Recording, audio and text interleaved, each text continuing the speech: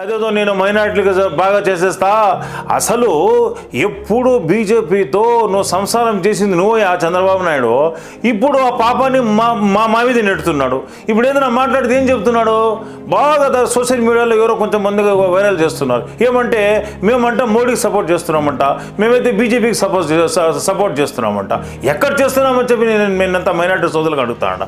మన అదే పనిగా మన మైనార్టీలు ముస్లిం సోదరులను ఇబ్బంది పెట్టడానికి యూనిఫామ్ సివిల్ కోడ్ తీసుకొచ్చారు. అదే మన మొత్తం మైనార్టీ సోదరులకు తెలుసు. ఇది అనవసరంగా మన మీద రుద్దడానికే. దీనివల్ల ఎన్నో ఇబ్బందులు వస్తాయి. దీనివల్ల మైనార్టీల యొక్క మన ఎన్నో ప్రాబ్లమ్స్ వస్తాయని తెలుసుకున్నారు మన జగనన్న. ఇమీడియట్గా మీటింగ్ పెట్టాడు జగనన్న. మీటింగ్ పెట్టేసి మొన్న స్టేట్లో ఉండే మెయిన్ ముఖ్యమైన మత పెద్దలను పిలిపించారు, మీటింగ్ పెట్టించారు. ఆ మీటింగ్ స్టార్ట్ కాకముందే జగనన్న ఒక మాట అన్నారు, మేమేదో మత పెద్దలు, నేను కూడా ఉన్నాను, ఏదో మేము మాట్లాడుతుంటే మీరు ఆగండి అని చెప్పి హిందీలో ఉర్దూలో మాట్లాడుతున్నాడు.